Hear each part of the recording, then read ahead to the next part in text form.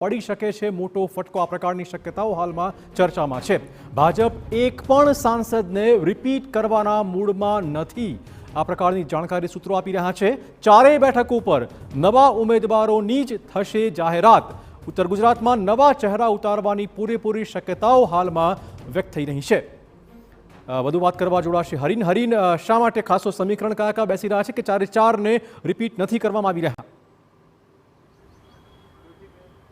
બિલકુલ સૌથી મોટું ફેક્ટર છે સૌરાષ્ટ્રની જેમ ઉત્તર ગુજરાતમાં પણ જ્ઞાતિવાદનું રહેશે ને તેને જ કારણે કદાચ આ વખતે જે છે ઉત્તર ગુજરાતની જે ચારે ચાર સીટો છે સાબરકાંઠા, બનાસકાંઠા, મહેસાણા અને પાટણ, આ તમામમાં સાંસદ છે તેને નો રિપીટ કરવામાં આવશે। ખાસ કરીને બનાસકાંઠાની વાત કરવામાં આવે તો પરબત પટેલને નો રિપીટ કરવામાં આવશે, કેમ કે પરબત પટેલ છેલ્લા ઘણા સમયથી ઇનએક્ટિવ થઈ ગયા છે, સક્રિય નથી। આ ઉપરાંત અત્યાર સુધીમાં પરબત પટેલની વાત ચાલતી હતી, પરંતુ હવે આ જગ્યા પર શિક્ષિત અને યુવા ચહેરો પાર્ટી ઉતારી શકે તેવી પૂરેપૂરી શક્યતાઓ છે તે દેખાઈ રહી છે। ખાસ કરીને પાટણની વાત કરવામાં આવે, પાટણમાં ભરતસિંહ ડાભી છે તેને પણ નો રિપીટ કરવામાં આવશે, કેમ કે વિધાનસભામાં તેમણે વિધાનસભાની જ્યારે ચૂંટણી હતી તેમણે ત્યારે પક્ષ વિરોધી પ્રવૃત્તિઓ કરેલી હતી ને જે પ્રવૃત્તિઓ છે તે અત્યારે તેને નડી શકે છે ને તેના જ કારણે આ વખતે તેને નો રિપીટ કરવામાં આવશે। આ ઉપરાંત પાટણમાં જે ઠાકોર જ્ઞાતિ છે તેની પણ પ્રભુત્વ છે અને તેને પણ સમીકરણમાં જોવામાં આવશે, એટલે તેને જ કારણે આ વખતે પાટણમાંથી પણ છે અલગ ચહેરાને ટિકિટ આપવામાં આવી શકે છે।